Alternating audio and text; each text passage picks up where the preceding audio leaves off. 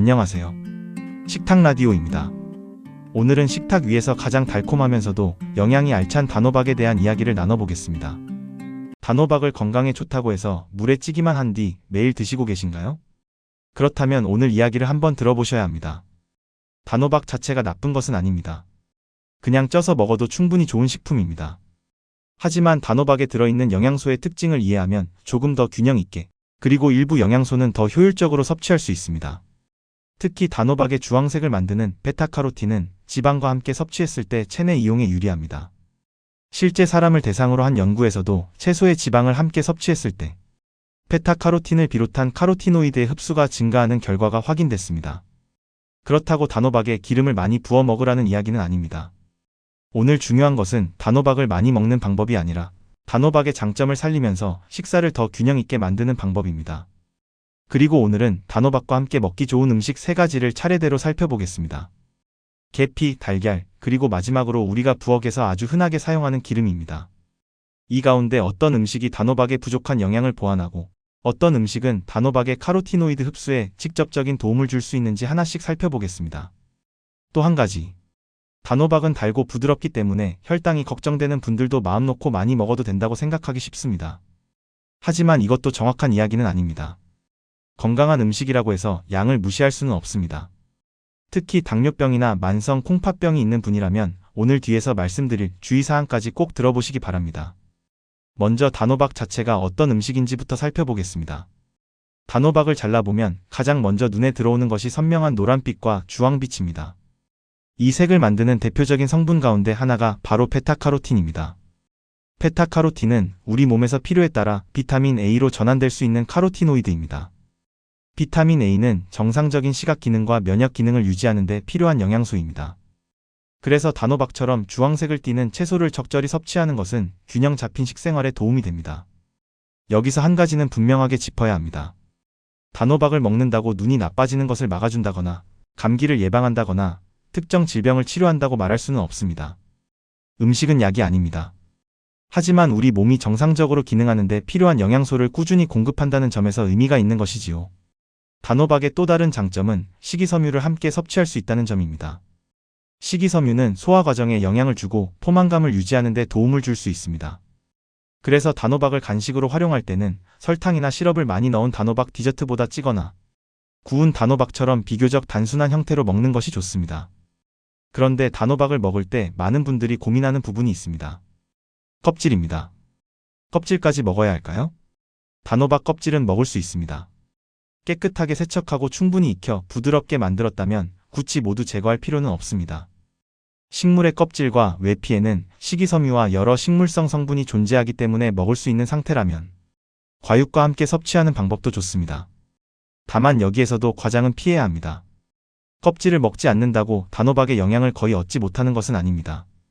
단호박 과육 자체에도 카로티노이드와 여러 영양소가 들어 있습니다.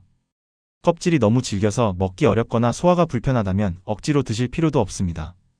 충분히 익힌 뒤 껍질째 으깨거나 수프에 넣는 방법처럼 본인이 편하게 먹을 수 있는 방식을 선택하면 됩니다.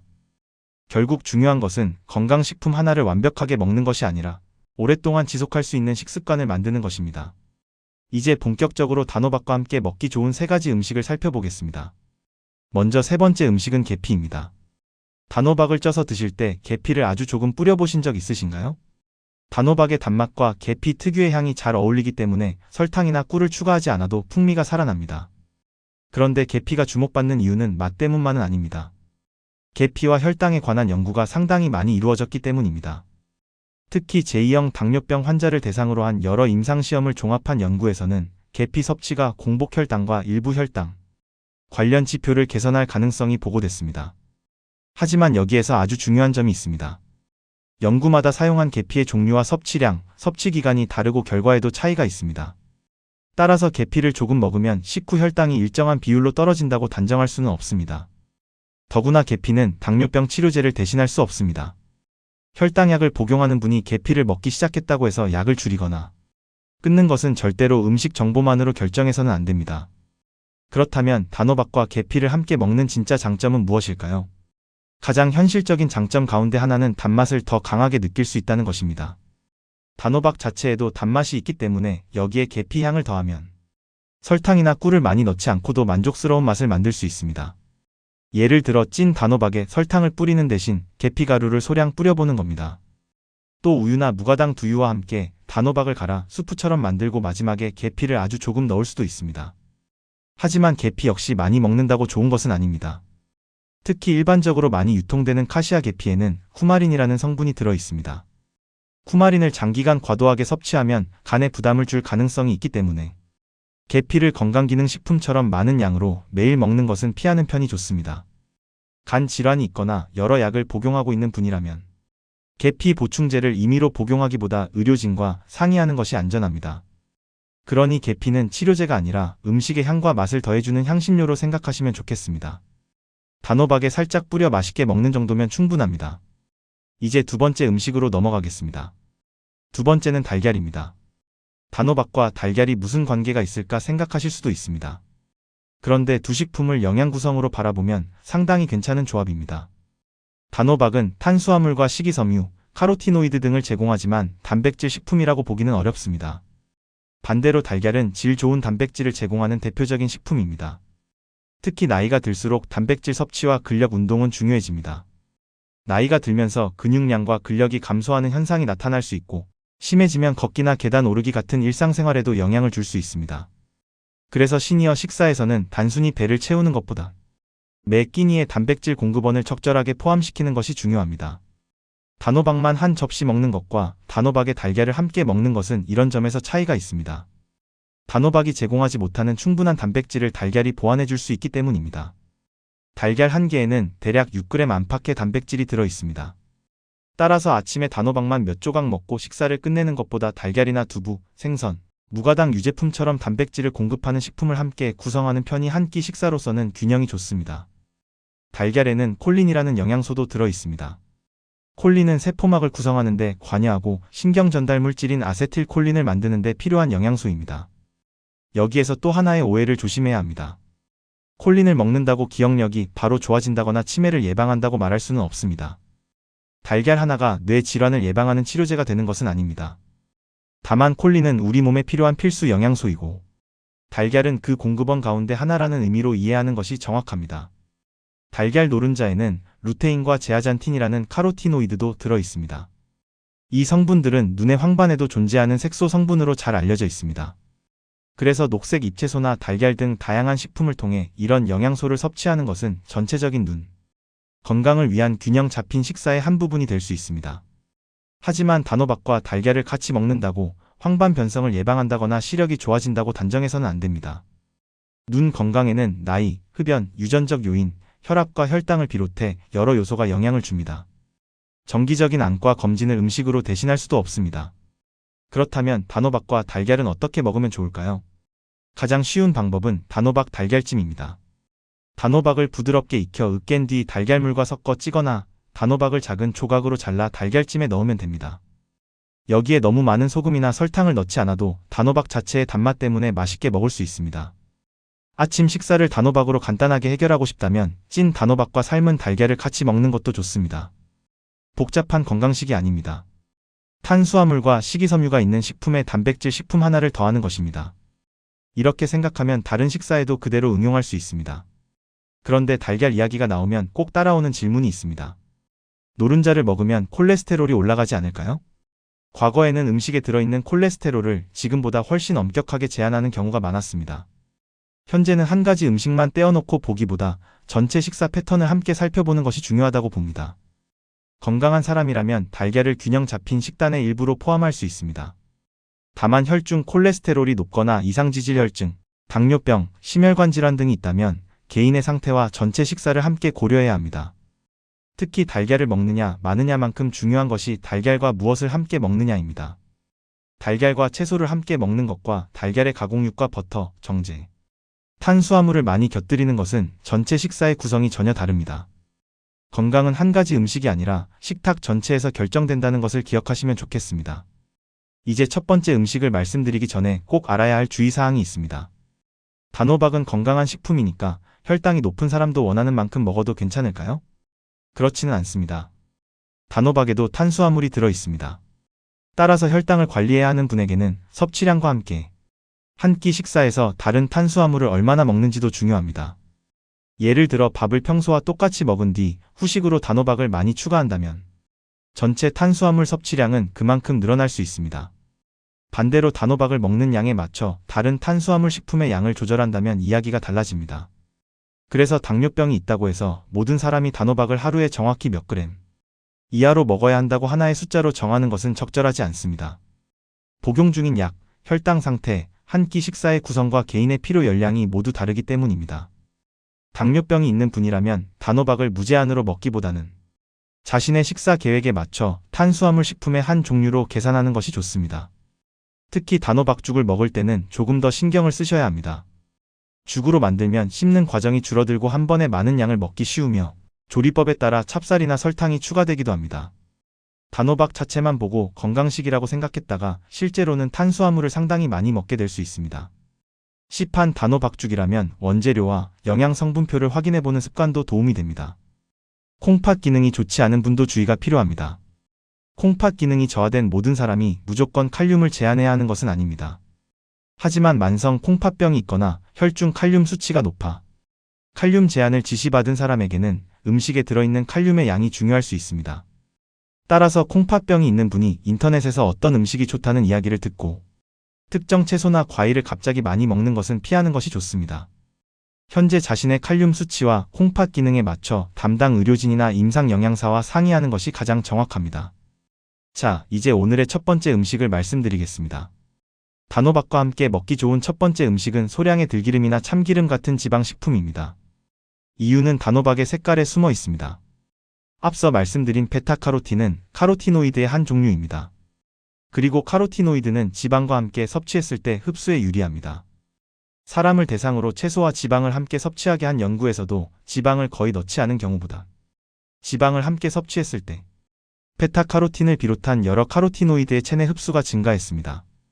최근에 무작위 교차 시험에서도 함께 먹는 지방의 종류와 형태가 카로티노이드의 생체 이용률에 영향을 줄 수 있다는 결과가 보고됐습니다.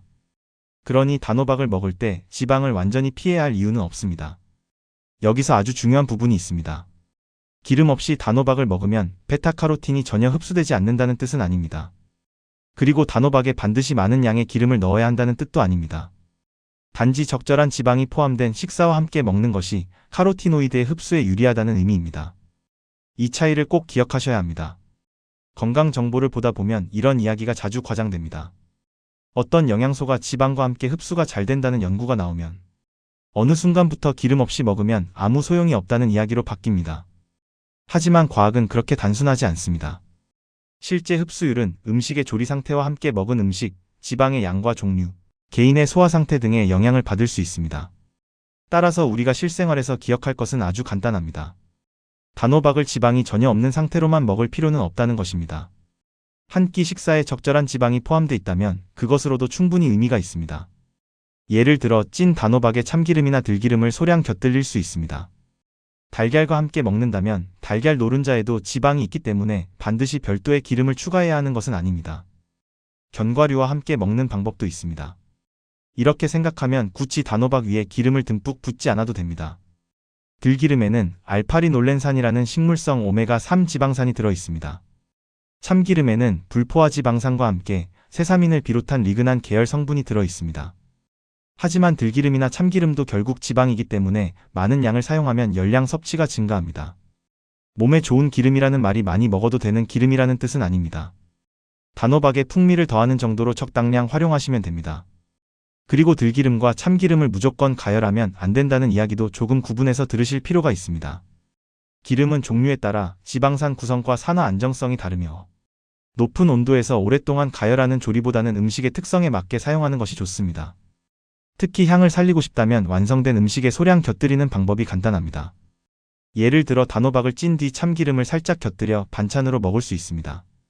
또는 단호박과 달걀을 함께 찐 뒤 마지막에 참기름으로 향을 더할 수도 있습니다. 단호박 수프를 만들었다면 별도의 설탕을 많이 넣기보다 우유나 무가당 두유, 단백질 식품과 함께 구성해 한 끼의 균형을 맞춰보는 것도 좋습니다. 여기에서 오늘 이야기의 핵심이 보입니다. 단호박에 특별한 비밀 재료를 넣으면 갑자기 보약으로 변하는 것이 아닙니다. 계피는 단호박의 향을 더해 설탕이나 꿀을 과하게 넣지 않고도 맛있게 먹을 수 있도록 도와줄 수 있고, 혈당과 관련해서도 연구가 이루어지고 있지만 치료제로 볼 수는 없습니다. 달걀은 단호박의 부족한 단백질을 보완하는 데 유용합니다. 그리고 적절한 지방은 단호박에 들어있는 베타카로틴 같은 카로티노이드의 흡수에 도움을 줄 수 있습니다. 이 세 가지의 역할이 모두 다릅니다. 그래서 무엇 하나가 만병통치약은 아닙니다. 오히려 이런 차이를 이해하는 것이 건강한 식사를 만드는 가장 중요한 방법입니다. 내일부터 실천하고 싶다면 복잡하게 생각하지 마세요. 아침에 단호박만 드시던 분이라면 달걀이나 다른 단백질 식품을 하나 곁들여 보세요.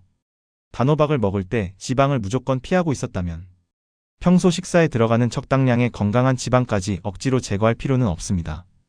단호박에 설탕이나 꿀을 많이 넣어 먹었다면 계피처럼 향이 강한 재료를 소량 활용해 단맛을 보완해 보세요. 그리고 껍질을 먹을 수 있다면 깨끗하게 세척하고 충분히 익혀 과육과 함께 활용해 보는 것도 좋습니다. 이 정도면 충분합니다. 건강한 식사는 비싼 재료에서 시작되지 않습니다. 우리가 매일 먹는 음식의 특징을 알고 조금 더 균형 있게 조합하는 것에서 시작됩니다. 오늘 내용을 다시 한번 정리해 보겠습니다. 먼저 단호박은 베타카로틴을 비롯한 카로티노이드를 섭취할 수 있는 식품입니다. 베타카로틴은 체내에서 필요에 따라 비타민 A로 전환될 수 있으며 정상적인 시각과 면역 기능 등에 필요한 영양소입니다. 두 번째로 단호박의 껍질은 깨끗하게 세척하고 충분히 익혔다면 함께 먹을 수 있습니다. 하지만 껍질을 먹지 않는다고 단호박의 영양을 모두 버리는 것은 아니기 때문에 소화가 불편한 분이 억지로 먹을 필요는 없습니다. 세 번째로 계피는 단호박과 맛이 잘 어울리는 향신료입니다. 혈당과 관련된 연구에서 긍정적인 결과가 보고된 적도 있지만 연구 결과가 완전히 일치하는 것은 아니며 당뇨병 치료를 대신할 수 없습니다. 특히 많은 양의 계피를 장기간 건강보조식품처럼 섭취하는 것은 피하는 것이 좋습니다. 네 번째로 달걀은 단호박에 상대적으로 부족한 단백질을 보완하는 좋은 방법이 될 수 있습니다. 달걀에는 단백질뿐 아니라 콜린과 루테인, 제아잔틴 같은 영양소도 들어 있습니다. 다만 특정 질병을 예방하거나 치료하는 음식으로 받아들여서는 안 됩니다. 다섯 번째로 단호박에 들어있는 베타카로틴 같은 카로티노이드는 적절한 지방과 함께 먹었을 때 흡수에 유리합니다. 따라서 찐 단호박에 참기름이나 들기름을 소량 곁들이거나 달걀이나 견과류처럼 지방이 들어있는 다른 식품과 함께 먹는 방법을 활용할 수 있습니다. 마지막으로 당뇨병이 있다고 해서 단호박을 무조건 피해야 하는 것은 아니지만 단호박에도 탄수화물이 들어있다는 사실은 기억해야 합니다. 밥을 충분히 먹고 단호박까지 많은 양을 후식으로 먹는 것과 전체 탄수화물 양을 고려해 식사에 포함하는 것은 다릅니다. 콩팥병 역시 마찬가지입니다. 모든 콩팥병 환자가 같은 식사 제한을 받는 것은 아니기 때문에 자신의 검사 결과와 의료진의 지침을 우선해야 합니다. 건강정보에서 가장 조심해야 하는 말이 있습니다. 이 음식만 먹으면 혈당이 내려간다. 이 음식만 먹으면 눈이 좋아진다.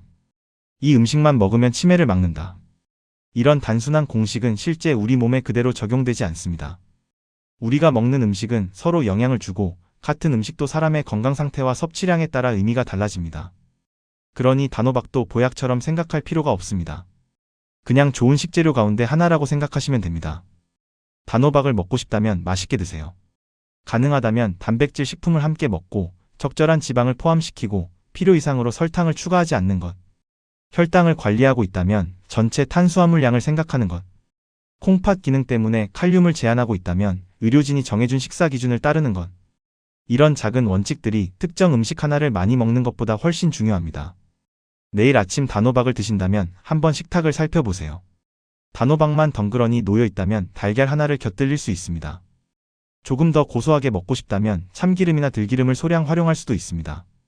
달콤한 맛이 부족하다고 설탕부터 꺼내기보다는 계피 향을 이용해 볼 수도 있습니다. 어렵지 않습니다. 건강을 위해 식탁을 완전히 바꿀 필요도 없습니다. 지금 먹고 있는 음식에서 한 가지씩 더 나은 선택을 만들어가면 됩니다. 그리고 건강검진에서 혈당이나 콜레스테롤, 콩팥 기능에 이상이 발견됐다면 음식 하나로 해결하려 하지 마시고 반드시 의료진의 진료와 개인별 식사 지침을 함께 따르시기 바랍니다. 좋은 음식은 건강을 돕습니다. 하지만 좋은 음식도 치료를 대신하지는 않습니다. 이 차이를 기억하면서 매일의 식탁을 조금씩 더 건강하게 만들어가는 것, 그것이 우리가 음식에 대해 공부하는 가장 중요한 이유입니다. 오늘 식탁에 하나의 좋은 습관이 더해졌다면 그것으로 충분합니다. 식탁 라디오였습니다.